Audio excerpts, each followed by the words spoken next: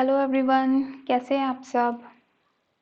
My name is Neha and आज हम start करने वाले हैं। ऑलरेडी हम पढ़ चुके हैं चेंजिंग कल्चरल ट्रेडिशंस। ठीक है, दोनों पार्ट्स में हमने कवर कर लिया है पूरा चैप्टर। एंड अब हम स्टार्ट करने वाले हैं चेंजिंग कल्चरल ट्रेडिशंस के कुछ इम्पोर्टेंट क्वेश्चंस। ऑलराइट, तो स्टार्ट करते हैं। ओके, फर्स्ट क्वेश्चन से which elements of Greek and Roman culture were revived in the 14th and the 15th centuries? ठीक है, कौन कौन से ग्रीक एंड रोमन कल्चर के बारे में बात हो रही है, उसके कौन कौन से एलिमेंट्स का रिवाइवल हुआ था 14th एंड 15th सेंचुरी में। क्वेश्चन समझ में आ गया है। ठीक है, आंसर क्या रहेगा? The religious, artistic and literary elements of Greek and Roman culture were revived in the 14th and 15th। क्या क्या था? Religious, artistic and literary. क्या होता है जब रेनेसा हुआ उस समय के टाइम, उससे पहले क्या हो रहा था कि रिलीजन को लेकर के थोड़ी लोगों में कुछ ज़्यादा ही रिलीजियस लोग हो रखे थे। ठीक है, बहुत उसके उसके आड़ में एक बहुत अंधविश्वास सा चल रहा था। क्लर्जीज का टाइम था, वो लोग अपने हिसाब से रिलीजन को मोल्ड करके लोगों को बताया करते थे। ऑलराइट, तो एक तरह से रिलीजन एक एलिमेंट था जिसमें चेंजेस आए। ठीक है, दोनों में। एंड देन आर्टिस्टिक, आर्ट्स को उतना क्या बोलते हैं, एक्सपोजर नहीं मिल पाया था। ठीक है, और जितने भी आर्टिस्ट थे उनकी कोई रिस्पेक्ट नहीं थी, उनकी कोई कद्र नहीं थी उस समय पे। तो एक तरह से उस वो भी एक एलिमेंट था जिस पे रेनेसा आया, जो जिसमें चेंजेस आया, जिसका रिवाइवल हुआ। एंड उसी तरह था जो लिटरेचर था वो भी काफ़ी गिरा हुआ था उस समय, उसका उसका लेवल कुछ भी नहीं था। जो आर्टिस्ट का हाल था वही जो लिटरेचर का था वही हाल उनका भी था। तो एक तरह से ये रिलीजन, आर्टिस्टिक, वैसे तो चेंजेस बहुत सारे आए थे कॉन्शियसनेस में, आइडियाज में, आइडियोलॉजीज में, ये सारे चेंजेस आए थे। But the three elements were religion, arts and literature. तो ये आपके 3 पॉइंट्स इसके हो जाएंगे। Alright, move to the next question. So next question है, compare details of Italian architecture of this period with Islamic architecture. ठीक है, इटालियन आर्किटेक्चर एंड इस्लामिक जो आर्किटेक्चर था, दोनों को कंपेयर करना है आपको यहाँ पे। ओके, तो पॉइंट्स, ये थोड़े पॉइंट्स मैंने इसमें दिए हैं। 4 points are there. First one is huge buildings were constructed under both the Italian and the Islamic architectures. तो दोनों में ही काफ़ी सारे बिल्डिंग्स, चाहे वो रिलीजियस बिल्डिंग्स हो या पब्लिक हो, ठीक है, जितनी भी डोम्स थे वो सब बने तो उस टाइम पे भी थे। तो इटली एंड जो इस्लामिक था, दोनों इटालियन और इस्लामिक दोनों आर्किटेक्चर्स में ये चीज़ बहुत कॉमन थी कि दोनों में बहुत काफ़ी बिल्डिंग्स कंस्ट्रक्शन हुई थी। ठीक है, नेक्स्ट था decoration was prominent in both styles. उस समय क्या होता था कि बिल्डिंग्स को के डेकोरेशन पे काफ़ी ध्यान दिया जाता था। एंड जो समय चर्चेस थे, ठीक, उनके जो ग्लासेस पे वो पेंटिंग्स भी जाएंगे, पेंटिंग्स जो बाइबल की चीजें लिखी हुई थी, वो सब उन उस समय churches की, जो कह सकते हो आप, जो वॉल्स थी या ग्लासेस थे उस पे आपको डेकोरेशन मिल जाएगा। But हमें उसमें ऐसा तो लोग ऐसे तो नहीं कलाम को माना जाता है। उसमें क्या होता है कि कुरान की आयत कहीं कहीं आपको लिखी हुई मिल जाएंगी। ठीक है, तो एक तरह से उसको डेकोरेशन के लिए यूज किया जाता था। एक बहुत इंपॉर्टेंट पार्ट था उस समय की आर्किटेक्चर में ये चीज का।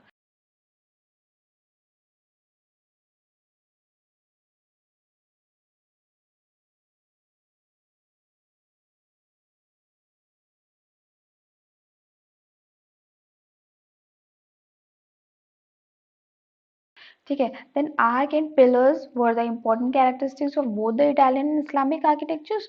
तो उसमें आर्क थे, पिलर्स थे, ये सब बड़े बड़े बनाए जाते थे जो कि कॉमन था दोनों में। आर्क एंड पिलर्स क्या होते हैं, that you know that very well. Then beautiful cathedrals and monasteries were constructed in Italian architecture. जो इटालियन आर्किटेक्चर था उसमें क्या था, मोनेस्ट्रीज का काफी बहुत ज्यादा कंस्ट्रक्शन हुआ था। बहुत सुंदर कैथेड्रल्स उस समय के पाए जाते हैं।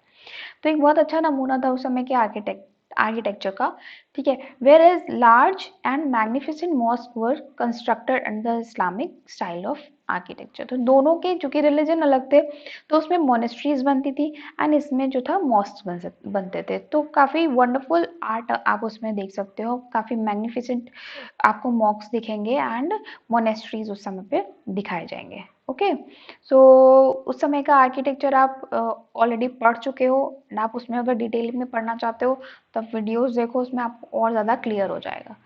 Alright, then move to the next one. So next question आता है, why were Italian towns the first to experience the ideas of humanism. ठीक है, इटली के जो टाउन्स थे वहाँ पे ह्यूमैनिज्म सबसे पहले एक्सपीरियंस क्यों किया गया था। The towns of Italy were the first to experience the ideas of humanism because of the following reasons. ठीक है, सबसे पहला रीजन ये है, education spread in Italy by the 13th and 14th century.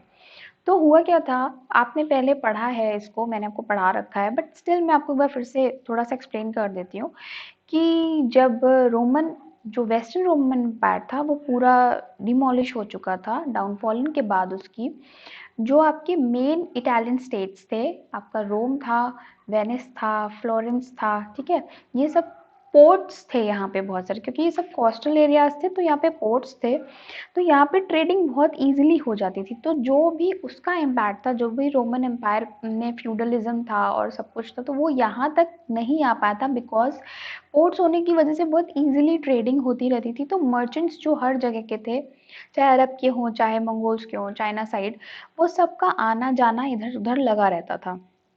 इस वजह से फ्यूडलिज्म इतना ज़्यादा यहाँ पे नहीं फैल पाया था, इसलिए लोगों की सोच उतनी भी डाउनफॉल की तरफ नहीं थी, वो थोड़ा बेटर सोचते थे कंपेयर टू जो उधर वेस्टर्न रोमन साइड की तरफ सोचते थे। ठीक है, तो यहाँ पे जो स्कॉलर्स का आना हुआ, यहाँ पे एजुकेशन, स्कॉलर्स के थ्रू ही एजुकेशन का स्प्रेड हुआ था, तो इसलिए इन स्टेट्स में, जो इटली की जो मेन स्टेट्स थी, यहाँ पे एजुकेशन बहुत जल्दी फैली और was a first to experience, यहाँ पे सबसे पहले इंट्रोड्यूस किया गया जो भी नई चीज़ें स्कॉलर्स के द्वारा लाई गई थी।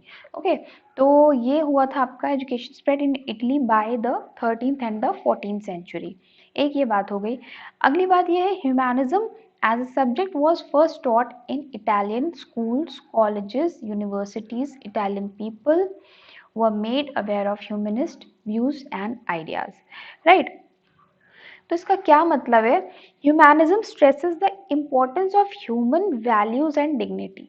ठीक है, कि ये क्या करता है, it purposes that people can resolve problem through the use of science, logics, ठीक है, कोई रीजन होना चाहिए उसके पीछे, rather than looking to religious traditions and उन चीज़ को फॉलो करते हुए, आप हमेशा एक रिलीजन को फॉलो करते हुए, या हर चीज़ का एक तर्क होता है, हर चीज़ का एक रीज़न होता है, हर चीज़ एक के पीछे एक साइंस होती है। तो इसका मतलब होता है कि ह्यूमैनिज्म, ये चीज़ ह्यूमन के अंदर ही हो सकती है, इतनी समझ जो है ये एक इंसान के अंदर ही हो सकती है। इसीलिए हम ये बात करते हैं कि humanism instead focus on helping people people live will achieve personal growth and make the world a better place to live. ठीक है, इस तरह से ही चीज़ें बदलती हैं, किसके, ह्यूमनिज्म के थ्रू, क्योंकि सारी चीज़ें कनेक्टेड किससे हैं, humanism. Humanism as a subject was first taught in Italian school.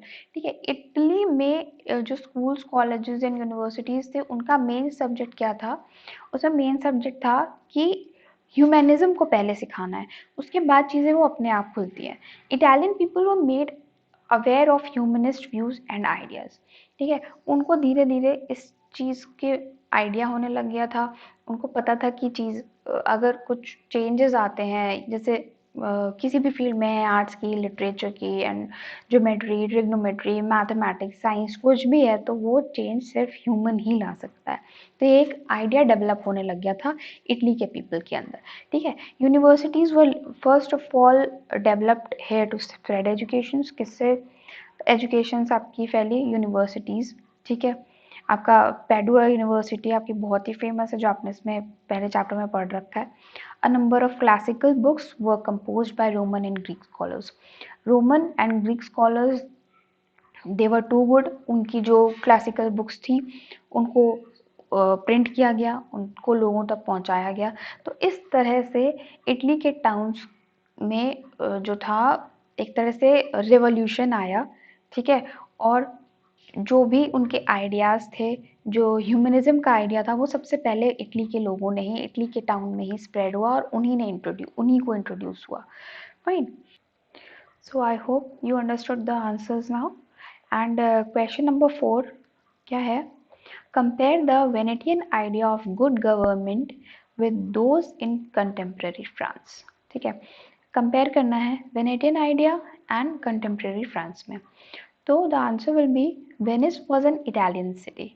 ठीक है, वेनिस क्या है? एक इटालियन सिटी है। मैं आपको ऑलरेडी बता दिया है कि रोम, वेनिस, फ्लोरेंस, जेनोआ, ये सब इटालियन सिटीज़ में ही है और यहाँ पे डेवलपमेंट भी बहुत जल्दी होता है। This city was free from the influence of the church and the feudal lords.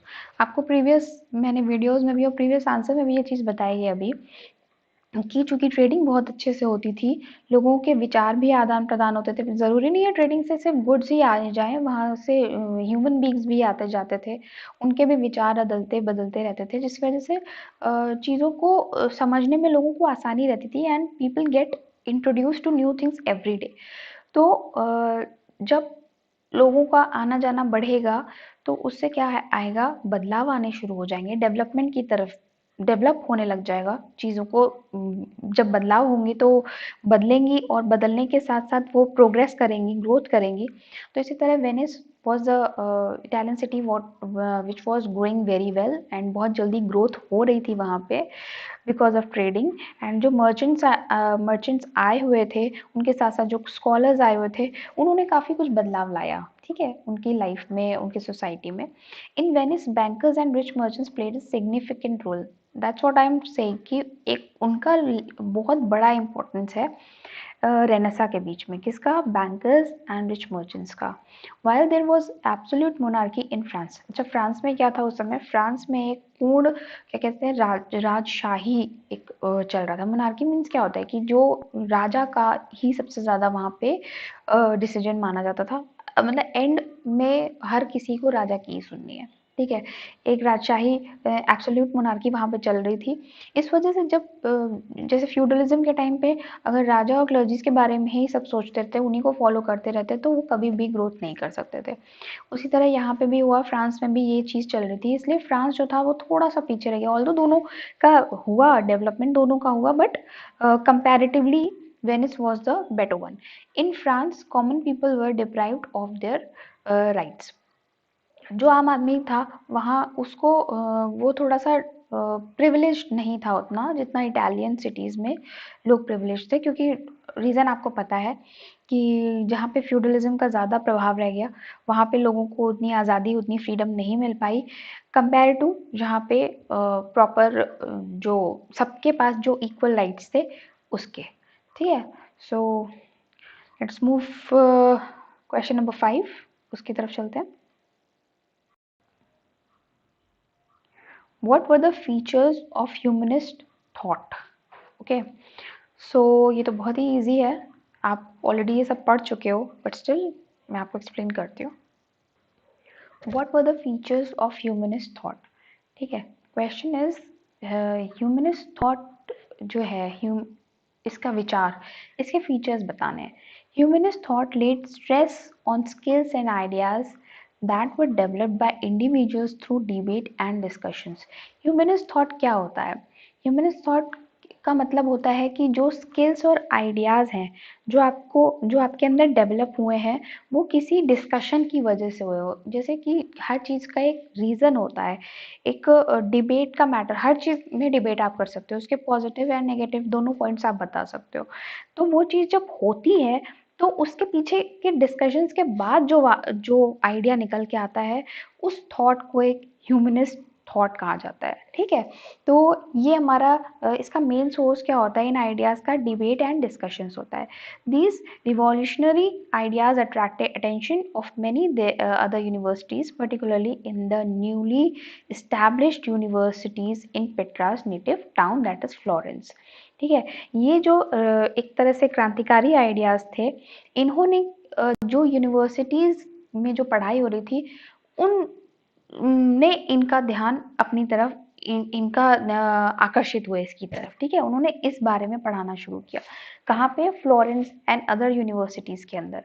Okay, तो ये इतने वैसे आइडियाज थे जैसे कि जिससे लोगों को लग रहा था कि ये फटाक से चेंज हमारी लाइफ में ला सकते हैं। इस तरह से debate and discussions and reasons को लाना ये यूनिवर्सिटीज़ में लिटरेचर के थ्रू ही बताया गया, और उसी के थ्रू ये चीज़ पता चली कि ह्यूमनिस्ट थॉट होता क्या है। हर चीज़ को समझने का एक नज़रिया होता है, हर चीज़ को एक देखने का नज़रिया होता है। उस नज़रियों को वहाँ पे इस्टेब्लिश किया जा रहा था यूनिवर्सिटीज़ के अंदर, क्योंकि वहाँ humanist was a subject to teach in the universities that time, colleges and schools and universities में। Okay, humanism Humanism embodied the mystical and ethical temper of a pre-scientific age. जो साइंटिफिक एज से पहले की बात कर रहे हैं यहाँ पे। ऑलराइट, अब क्या था ह्यूमनिज्म में? जो रहस्यमय और आस्था की भावनाओं को भी जगाया गया था, ठीक है। जो साइंटिफिक एज के पहले की बात हो रही है, उस समय क्या था कि ये नहीं था, ऐसा नहीं था कि वो लोग धर्म को मानने को मना करते थे। ह्यूमनिज्म में ये नहीं बताया गया कि आप धर्म को मत मानिए, धर्म को मानिए, धर्म को फॉलो करिए, लेकिन उसकी टीचिंग्स को फॉलो करिए। उसमें जो जुड़ी हुई अंधविश्वास है उसको मत मानिए। बाइबल में जो चीज़ें लिखी हैं उसको फॉलो करिए, बट लेकिन जो बाइबल को मोल्ड करके पढ़ा रहे हैं उस चीज़ को फॉलो ना करिए, ये इसका मतलब था। Fine. It played stress on logic, natural science and metaphysics. अब ये था लॉजिक और नेचुरल साइंस और जो आपका जो फिजिकल अपियरेंस है उसके ऊपर भी चला गया था, ठीक है। ये यहाँ तक पहुंचा था। It laid emphasize not only on intellectual learning but also on physical and moral development. अब खाली ये किताबी भाषा या इंटेलेक्चुअल लर्निंग तक नहीं रह गया था, अब ये आपका फिजिकल एंड मॉरल डेवलपमेंट भी इसमें दिखने लग गया था। लोगों को आप देख के आप उनकी नेचुरल लाइफ में इस तरह से चेंजेस आने लग गए थे। Okay, humanism relied on flexible thinking. अब लोगों की थिंकिंग थोड़ी सी ब्रॉड और फ्लेक्सिबल हो चुकी थी। In what case? जैसे कि पहले ये था कि धरती चपटी होती है और बहुत पाप बढ़ रहा है और इस वजह से धरती मूव नहीं कर पा रही है। इस तरह के थॉट से थोड़ा ऊपर निकले और उन्होंने उस थिंकिंग के पीछे जो कारण था उसको छोड़ा, और उसके बाद उसको एक नए डिस्कशन के फॉर्म में या नए एक समझ के तौर पे उनकी चीज़ों को और क्लैरिटी मिली, उनके दिमाग में और ब्रॉड हुआ कि उन्हें समझ में आया ह्यूमनिज्म के थ्रू कि किस तरह से we can think flexibly, we can think with a reason, ठीक है। हर चीज़ के लिए वो डिबेट करने को रेडी थे एंड हर चीज़ की समझ उनके अंदर डेवलप हो चुकी थी। After Petrarch the humanist philosophy spread first through Italy then into other parts of Europe, ठीक है। पेट्रार्क आप जानते हैं ह्यूमनिस्ट फिलोसफी जो उनकी स्प्रेड हुई, तो सबसे पहले इटली एंड उसके बाद इटली के बाद वहाँ से स्टार्ट होके फिर यूरोप के अदर पार्ट्स में गई। फिर humanist thought was reflected in contemporary art and architecture, ठीक है। ये अब ह्यूमनिस्ट जो आप अभी तक ह्यूमनिज्म पढ़ रहे थे, ह्यूमनिस्ट कौन होता है? जिसके अंदर वो स्किल्स होती हैं, ठीक है। Skills of what? ह्यूमनिस्ट कौन होता है? जो ह्यूमनिज्म को फॉलो करता है, ठीक है। जो एडवोकेट करता है, द फॉलोअर ऑफ उसके प्रिंसिपल्स को मानता है, ठीक है। तो अब क्या होता है कि humanist thought was reflected in contemporary art and architecture. अब आर्ट और आर्किटेक्चर में भी ह्यूमनिज्म का फॉर्म दिखने लग गया था, वो भी डेवलप करने लग गया था। Petrarch represented conservative Italian humanism. एक कंजर्वेटिव जो सोसाइटी में लोग जी रहे थे, उस ह्यूमनिज्म को उन्होंने चेंज किया, उसको पेट्रार्क ने ही अपने टीचिंग से आप कह सकते हो उसको बदलाव लाया। Humanism embodied the mystical and ethical temper of pre-scientific age. Okay okay, तो ये थोड़ा एक लाइन इसमें एक्स्ट्रा आ गई है, I mean same, okay same copy हो गई है, fine, no problem. The intellectuals of antiquity were relatively concerned about the supernatural world and the eternal destiny of the soul. Okay, तो इंटेलेक्चुअल्स ऑफ एंटिक्विटी का मतलब यहाँ पे यह है कि जो बौद्धिक परंपराएं थी, जो पहले से चली आ रही थी, प्राचीन बौद्धिक परंपराएं थी, और उसमें जो सुपर नेचुरल वर्ड की तरफ लोग थोड़ा ज़्यादा जैसे कि वो मानते थे कि जो चीज़ आपने कभी देखी भी नहीं है उसको फॉलो करके आप क्या क्या अचीव कर लोगे। तो इस चीज़ से ऊपर उठ करके चीज़ों को, जैसे कि सुपर नेचुरल वर्ड है, अब आपको उसमें नहीं पता कि मरने के बाद क्या होने वाला है, या हम क्या करेंगे तो हम स्वर्ग जाएंगे, कि हम क्या करेंगे तो नर्क जाएंगे। तो ये सब चीज़ों को बदलने के लिए अब थोड़ा थोड़ा सेंस आने लग गया था। एंड क्या हुआ कि अब लोगों में ये चीज़ आने लगी कि हम अच्छे कर्म करेंगे, अच्छी चीज़ें पढ़ेंगे, अच्छा अपनी सोसाइटी को अच्छा बनाएंगे, तो ऑटोमेटिकली हम एक अच्छा वर्ल्ड क्रिएट करेंगे अपने रहने के लिए, एक सोसाइटी के फॉर्म में। Okay, they were mainly interested in happy, adequate and efficient life on earth. अब वो धरती पे एक बहुत अच्छे से जीना चाहते थे, हैप्पीली जीना चाहते थे, जो कि वो पुराने रीति रिवाजों को छोड़ने के बाद। ठीक है।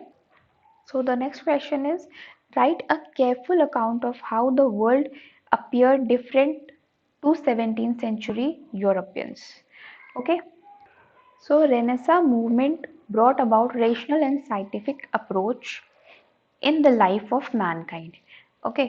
तो रेनेसा मूवमेंट कैसा आया था कि इससे क्या हुआ था कि rational scientific approach towards Mankind, एक इंसान की लाइफ में एक साइंटिफिक अप्रोच को जन्म दिया था। But the world appeared quite different. Scientists use the methods of experimentation, observation, new thoughts. It was just contrary to Christian beliefs. जो Christian beliefs उस समय की थी, जो अभी आपने अभी तक पढ़ा है, ठीक है, कि जो चर्चेस में पढ़ाया जाता था, जो क्लर्जीज बताते थे, जो इंफॉर्मेशन लोगों को दी जाती थी, उस विचार से बहुत अलग थे। ठीक है, इनके एक्सपेरिमेंट्स, ऑब्जर्वेशंस, नए नए जो विचार थे, उनके विचारों से बिल्कुल कॉन्ट्ररी थे, बिल्कुल अलग थे। क्योंकि एक तरफ पूरा फैक्ट होता था, एक तरफ कोई रीजन नहीं होता था, कुछ नहीं होता, सिर्फ एक कहने की बातें होती थी। तो ये दोनों बहुत अलग थे, डिफरेंट थे। Scientific discoveries of Copernicus, Galileo, Kepler, Isaac Newton brought about new changes in the world. अब ये जो साइंटिस्ट के नाम हैं आपको सब पता है, कॉपरनिकस, गैलीलियो, केपलर, न्यूटन, ये सब कौन है? इनकी वजह से वर्ल्ड में बहुत बड़े बड़े बदलाव हुए थे। The Italian scientist Galileo invented telescope, Newton gave the theory of gravitation, the systematized scientific valuations about the universe. ठीक है, जो न्यूटन एंड गैलीलियो अभी आपने ऊपर पढ़े, इनके इनकी थ्योरीज, इनके जो विचार थे, वो 17th सेंचुरी के और बहुत एडवांस्ड विचार हुआ करते थे, जिसकी वजह से जितने इस धर्म से ऊपर भी चीज़ें हैं कि सिर्फ कोई मान्यता ही नहीं है, सिर्फ मानसिक जो लोगों को डिस्टर्ब करके रखा था। तो इन सब थ्योरीज की वजह से लोगों का जो सोसाइटी में माइंड ब्रॉड होना स्टार्ट हो गया था with these experiments and these new thoughts. Copernicus tried to prove that the earth rotates around the sun. पहले क्या था, अर्थ क्या होती है, फ्लैट होती है, और वही सब धर्म की बातें और सब कुछ। कोपरनिकस ने क्या कहा था, उन्होंने प्रूव किया the earth rotates round the sun. Marco Polo's invention, compass made voyage easier. ठीक है, कंपास, आपको दिशाओं का ज्ञान होने लग गया था। और the exploration of the sellers like Vasco day gamma and Columbus etcetera. अब धीरे धीरे यूरोप से चीज़ें बाहर निकलने लग गई थी। अब नए नए कॉन्टिनेंट्स, नए नए आइलैंड्स, नए नए एरियाज डिस्कवर होने लग गए थे।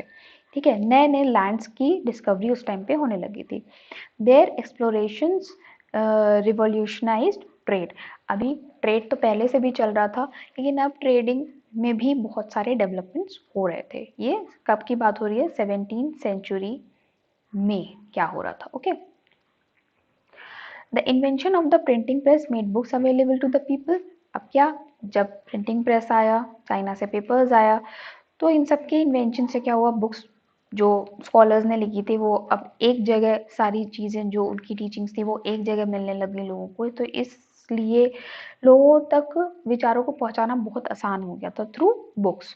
रोम, Florence and Venice became the centres of the art and learning. आप ऑलरेडी पढ़ चुके हो कि ये सब बहुत फ्लरिश कर चुके थे तब तक। रोम, फ्लोरेंस, वेनिस, जेनेवा, ये सब जो इटालियन स्टेट्स थी, ये सब एक तो इंडिपेंडेंट हो गई थी, फ्यूडलिज्म गायब हो चुका था, एंड वहाँ पे क्या था, लॉ, ऑर्डर्स, ये सब विथ रीजंस, अच्छे थॉट्स, ये सब इन्वेंशंस, एक्सपेरिमेंट्स, डिबेट्स, डिस्कशंस, ये सब इन सब का सेंटर हो चुका था। इस वजह से आर्ट्स, लिटरेचर्स, लर्निंग्स, ये यूनिवर्सिटीज़, ये सब चीज़ों के होने से काफ़ी चेंज, बहुत बड़े डेवलपमेंट्स, बहुत ज़्यादा ग्रोथ हो चुकी थी। Many artists, scholars and writers were patronized by the rich people in the cities and town. अभी बहुत सारे आर्टिस्ट जो पहले जिनको संरक्षण नहीं मिल पाया था, उन्होंने उनको अब संरक्षित किया जा रहा था, उनकी रचनाओं को संरक्षित किया जा रहा था, लोगों तक पहुंचाया जा रहा था। किसके द्वारा? रिच पीपल, जो उस समय थोड़े कह सकते हैं धनी लोग रहा करते थे, उन्होंने उस चीज़ को प्रिजर्व करना स्टार्ट किया। Town became the centre of art learning activities. Towns में अब हर तरह के sculptures, architectures and learning activities start हो गई थी। Thomas More, Utopia ridiculed the malpractices of the contemporary society. Utopia means क्या होता है? जो आप, जहाँ पे आप रहते हो, जो एक कह सकते हैं आइडियल जगह होती है रहने की। तो now this is the real place to live. अभी सब कुछ सही हो चुका था, बहुत कुछ बदल चुका था और बहुत चीज़ें बदल रही थी डेवलपमेंट की ओर, प्रोग्रेस की ओर, तो it has become the utopia. On above basis, it can be said that the world appeared different to 17th century Europeans. अभी उनकी दुनिया ही बिल्कुल बदल चुकी थी, एंड इस बेसिस पे जो अभी आप ऊपर पढ़ चुके हो, अब कहा जा सकता है कि now this is 17th century and the growing century for Europeans. Okay, so I hope अभी आपको ये चीज़ क्लियर हो गई होगी, क्या कॉन्सेप्ट है, क्या किस तरह के क्वेश्चंस आपको पढ़ने हैं, किस तरह से लिखना है, एंड अगर आपको कोई भी क्वेश्चन में प्रॉब्लम है तो you can discuss, you can comment, and we will resolve it. Okay, thank you so much, keep studying.